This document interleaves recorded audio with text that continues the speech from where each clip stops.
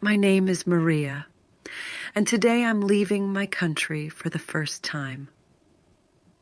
I close my suitcase slowly while my mother stands by the door, trying not to cry.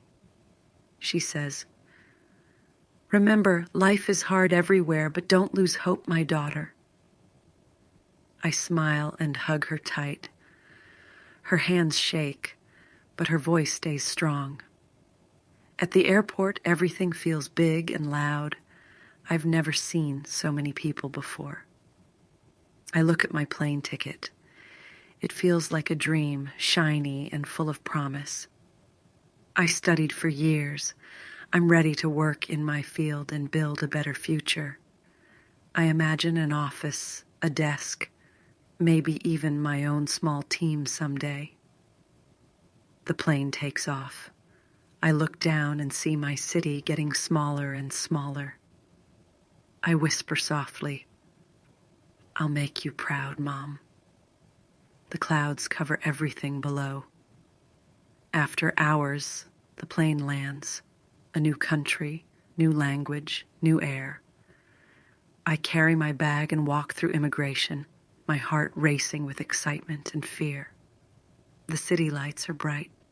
Taxis move fast. People speak words I don't understand.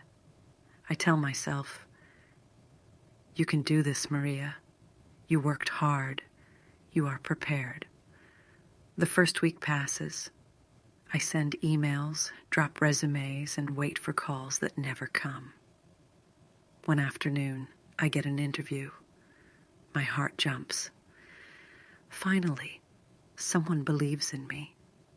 The woman says, "You have good experience, but we need local references." I smile politely, but inside, I feel something heavy pressing on my chest. At night, I count my money. Enough for rent, food, and maybe 2 more weeks. I call my mom. I tell her everything's fine, but my voice trembles quietly. After 2 months, I find a small job cleaning tables in a coffee shop downtown. It's not what I dreamed, but at least it's something. I need to survive. There, I meet Lena, a kind waitress who helps me learn the new language. She says, "Don't worry, Maria. We all start somewhere. You're stronger than you think." Her words feel like sunlight in winter. For a moment, I almost believe them.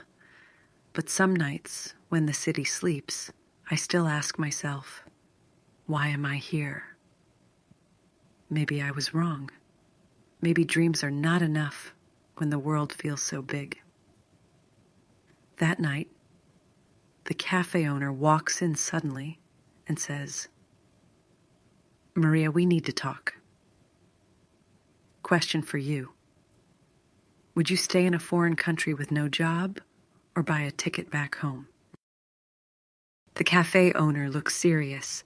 He says, "Maria, I'm sorry, but the shop will close."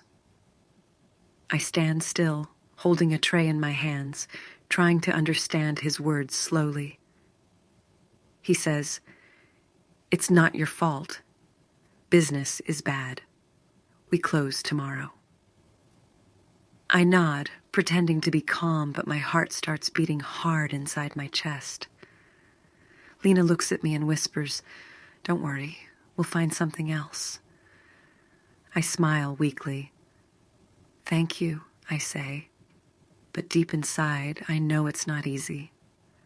That night, I walk home under cold rain. My shoes are wet and heavy. My small apartment feels colder than usual. I open my wallet. Just a few coins. I sit on the floor and whisper, "What will I do now?" I think about my degree, my hard work, my mother's proud face. All of it feels far away, like another life that doesn't belong to me anymore. The next morning, I go out looking for jobs again. Shops, hotels, restaurants, everywhere. Everyone says, "Sorry, we're not hiring," or "Come back next month." After hours, my feet hurt, but I keep walking, one street after another. In the afternoon, I find a small bench near the airport bus stop and sit down. People pass fast. They look busy, strong, sure of where they're going. I look at my reflection on the glass. I look tired and lost. I take my phone and see messages from my mom. "How are you, my love?" I don't answer yet. I can't tell her that I'm failing. I look around and see an old man selling postcards near the airport entrance. He smiles at people, even when they don't buy anything. Something about him feels peaceful. He looks at me and says, "Tough day, huh?" I nod slowly, trying not to cry. He sits beside me. "I sell memories," he says, showing his postcards. "Want to see one?" I smile politely and take one. It shows a road disappearing into the mountains. He says, "Sometimes the road looks empty, but it's just waiting for new travelers." I look at him. "You sound like my mother," I say softly, and he laughs kindly. He asks, "So, where are you going now?" I show him my plane ticket. "Home," I say. "I'm leaving tomorrow." His eyes look sad for a moment. He says, "Maybe going home is good, but sometimes staying is stronger." His words stay in my mind. I don't know why, but they sound important. That night, I pack my suitcase again. Every sound feels louder in the empty room. I hold the ticket in my hands and whisper, "Is this the end of my dream?" The next morning, I go to the airport early. But when I arrive, something unexpected happens. Question for you. Would you take the plane home or stay and face the unknown in a foreign city? The next morning, I wake up early. My suitcase is ready by the small door. I take one last look at the room. It's empty, just like my heart feels. I walk to the airport through quiet streets. The sky is gray and cold. People rush around me with purpose while I move slowly, dragging my heavy suitcase. Inside the terminal, voices echo. A woman announces departures in a language I still don't understand. I sit near gate 12, holding my ticket in my hand. The ticket feels light, but it also feels like the end of everything I dreamed. I whisper to myself, maybe I just wasn't strong enough for this new life. I open my bag and see a photo of my mother smiling next to our house. Tears fill my eyes. I wipe them quickly before anyone can see. Then I hear a familiar voice. It's the old man who sells postcards, Thomas. He waves at me and says, "You again? Still thinking about the road, huh?" I laugh a little. "Yes," I say. But this time, the road goes home. He sits beside me. "Home is a beautiful place," he says, "but hope is a stronger one." I look at him. I had big dreams, but they were too heavy to carry. Thomas smiles gently. Dreams change. That's how they stay alive. He takes out a small box of postcards. "Pick one," he says. "It's free today." I choose one with mountains and sunlight behind the clouds. "It's beautiful," I say softly. He nods. Mountains are like people. They look strong, but inside they fight to stand. His words touch something deep inside me. For a moment, I forget the flight, the time, everything. The speaker calls my flight. People start lining up quickly near the gate. Thomas stands up and says, "Whatever you choose, choose it with peace." I look at my suitcase, then at the boarding line, then at Thomas. My legs feel weak. He smiles again. "Hope is not about where you go," he says, "but what you keep." The final boarding call sounds. I hold my ticket tight, tears in my eyes, heart full of noise. For a long moment, I don't move. Then, I slowly stand up and breathe deeply. I look down at the ticket, my escape, my surrender, my last piece of control. Then I look at Thomas again, but he's already walking away into the crowd. I try to call his name, but my voice doesn't come out. I sit back down and close my eyes. My hands are shaking slightly. When I open my eyes, the ticket is still there, but something new lies beside it. It's a small, folded note, written in simple, clear handwriting. I open it slowly. Inside, there are only 3 words: "Never lose hope." I cover my mouth and start crying quietly. The sound of the airplane engines fills the terminal. I stay there, motionless, holding the note in one hand and the torn ticket in the other. For the first time in months, I feel light, like I'm breathing again after a long storm. I stand up, holding the note. The plane is gone, but maybe my real journey is starting now. Question for you. If you found a note that said, "Never lose hope," what would you do next? I stand near the airport window, watching the plane leave. My heart feels heavy and quiet. The engines roar. The plane rises into the clouds, and my eyes fill with tears again. I whisper softly, "That was my flight." I sit down, holding the small note in my hand. Never lose hope. The words shine under the light like something alive, something calling to me.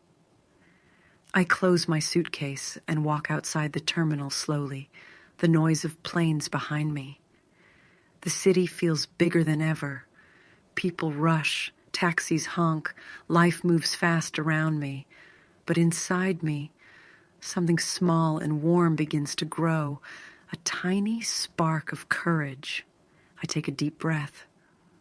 "Okay," I say quietly. "Let's start again." The cold wind hits my face, but this time, it doesn't hurt as much as before.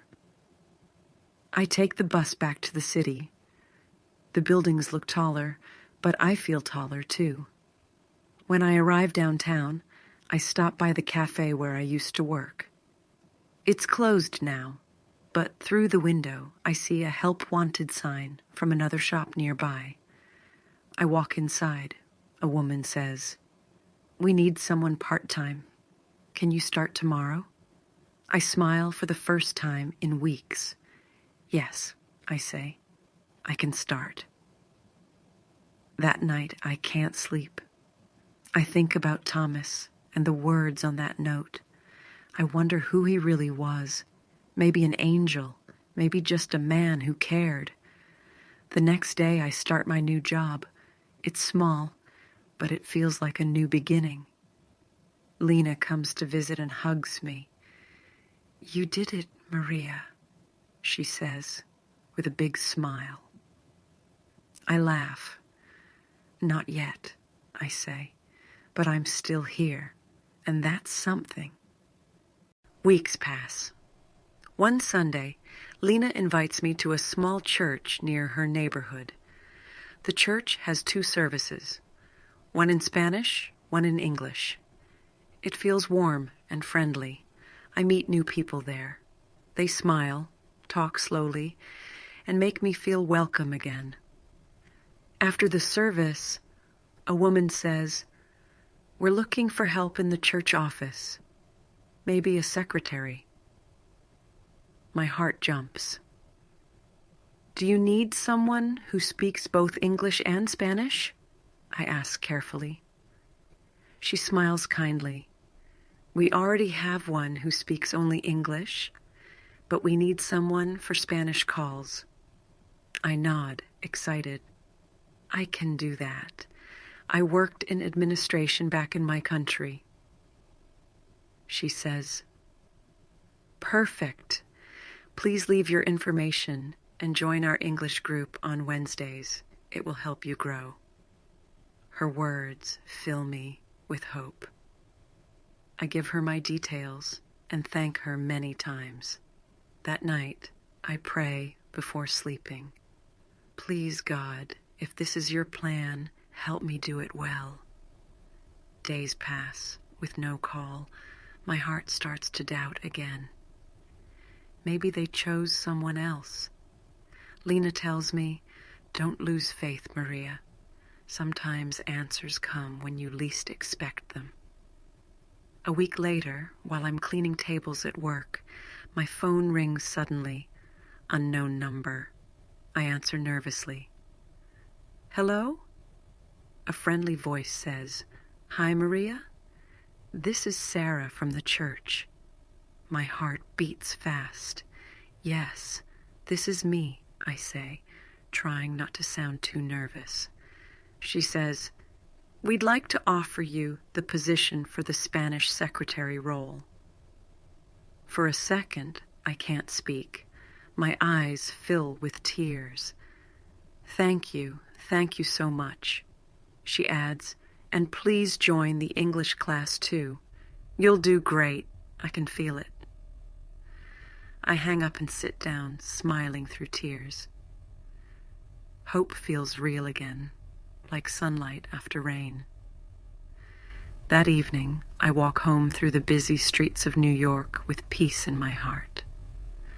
I whisper softly, maybe hope never left me. Maybe I just stopped looking for it. And so, 10 years have passed since that day I almost took the plane back home. Sometimes I still think about Thomas, the old man with the postcards and kind eyes. His words stayed in my heart. Never lose hope. They changed everything about my life. After all these years, life became better. Not perfect, but full of meaning. I still work at the church. Now I speak English and help new families every week. And yes, I met someone special. He was kind, patient, and made me feel safe again. We got married, and now we live near the same airport where everything once ended. Maybe life has a sense of humor. The same place that broke me now gives joy. And you may ask, where am I now? Well, I'm here at the airport again today, but this time I'm not leaving. I'm waiting for someone very special to arrive. After 10 long years, my mother is finally coming to live with me in New York. I look at the arrivals board, and my hands start to shake with excitement and love. I whisper softly, Mom, we made it. We didn't lose hope. The doors open. I see her face. She looks older, but her smile is the same. I run to her, and for a moment, time stops. Just like the first goodbye. Tears fall, but this time they are happy tears, full of peace and gratitude. I think of every night I cried alone, every fear, every prayer. It was all worth it. Because hope is not magic. It's the quiet voice that tells you to keep going. Final message. Never lose hope. You don't know what beautiful things are already waiting for you ahead. Final question for you. Have you ever wanted to give up, but something small or someone helped you keep going?